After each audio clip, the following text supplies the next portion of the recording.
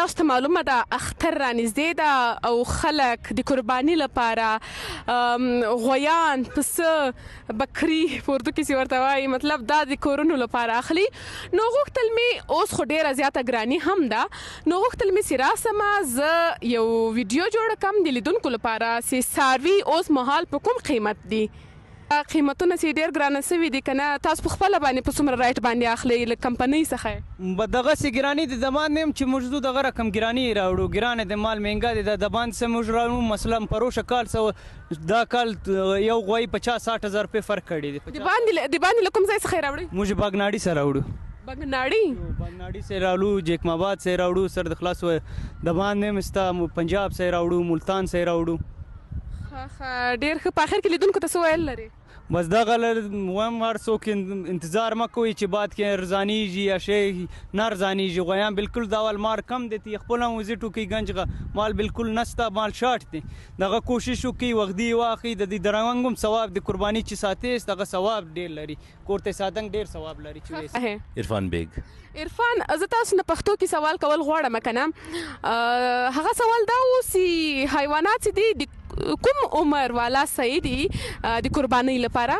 इसमें जो बकरे हैं वो 1 साल का और बैल जो है वो 2 साल के होते हैं, तो उसकी कुर्बानी फिर जायज़ होती है, तो वो कुर्बानी के लिए ठीक होते हैं. फिर बड़े जानवर जो हैं वो 2 साल के हों तो वो कुर्बानी के लिए जायज़ होता है. تاسو څنګه تاسو قربانی لپاره تنظیمات نیولې دي او که نه؟ नहीं, अभी ऑब्वियसली हम आए तो इसीलिए थे, लेकिन रेट्स भी काफ़ी हाई हैं और मार्केट में स्टॉक भी अभी तक कम है. तो इंशाल्लाह हमारी कोशिश है, अभी तो हम देख के जा रहे हैं, लेकिन नेक्स्ट टाइम इंशाल्लाह लेंगे. रेट्स थोड़े ज़्यादा हैं ऑब्वियसली, हर बंदा परचेजिंग इस वक्त लोगों की परचेजिंग पावर कम है. तो नेक्स्ट में इंशाल्लाह हम देखेंगे. अच्छा, मतलब لیدونکو تاسو لیدلی سي څنګه بد راته ګوري. د منډۍ تر ټولو غټ جانور دا یو ده، څه ورته وایي؟ د ده نوم غویی. تاسو ورته ګورئ، واخله په خپله باندې خبرې وکړئ، د ده په اړه معلومات ورکړئ لیدونکو ته. अस्सलाम वालेकुम मेरे भाई, खैरियत से? ठीक ठाक, तबीयत सेट. ये बैल मैंने लाया पंजाब से. तक دا غوا مې چې دی راوستلی دی د پنجاب څخه. تقریبا 2 روز 2.5 روز سفر یې کړی دی. او دویم خبر دا ده چې دا ډېر ښه نسل دی او ډېر ښه غوا دی. په غاښ کې مې دوا دی سړی خلاص و.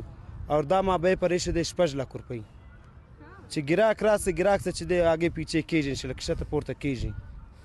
او ډېر زبردست نسل دی. کلر کې وګوره، غوښ کې وګوره، سره کم دی ماشاءالله. دا مطلب کم کېږي نه رایټ؟ یا ګراک څه ګزاره کوو چې ګراک راس موږ 6 لکه بیې ورته ږدو چې ګراک چې خبر راته وکړي چې په دونه انشاءالله کښته پورته کېږي. ښه پکښې دي. په آخر کې لیدونکو ته څه ویل لري؟ بس ګراک راس 6 لک روپۍ ورته کوو، سره خلاص خامخا 15,000 شپېته روپۍ چې نه پک ځای پکښې شته. نو ګراکان اوس خو ډېره غریبي ده، مطلب حالات ډېر سره خرابه دي، پیسې نشته له خلکو سره، کاروبارونه هم نشته. جی نو دا به څنګه؟ ټیک دی بالکل منمه. تیر کال دا ټیم ښه ګراکي وله، اوس دا کال د 6 کال ګراکي دونه نشته. په دا وجه خلکو لاړې. د قربانۍ له لاسه، مطلب د پیسو له لاسه به ډېر خلک قرباني ونه کړي. بس څوک چې په نیت کې زه قرباني کوم، الله پاک څه نیت وکړي او وغواړي الله پاک څخه، الله پاک هغه قرباني خامخا رسوي. سره خلاص. او مهرباني. داسې هر څه مخکې به په 100 روپۍ وي، اوس په 100 روپۍ دي. نو دا تر ټولو غټه ګران بیه غوا ده. غوا ده که غویی ده؟ غویی ده. نو داسې ده په 15 لکه 6 لکه باندې ده. نو تاسو تر 80,000 پورې په دغه کې شته. مطلب مخکې به په 15,000 لس زره باندې، اوس ولې ګرانه دي؟ یا 15,000 خو ټیم لاړ، هغه 2014 15 ټیم کې دی. اوس خو ګران 2024 دی. اوس پروش کال سے به یو 15,000 روپۍ ګران دی. وهل ولې کوي؟ تاسو کیمره هغې خواته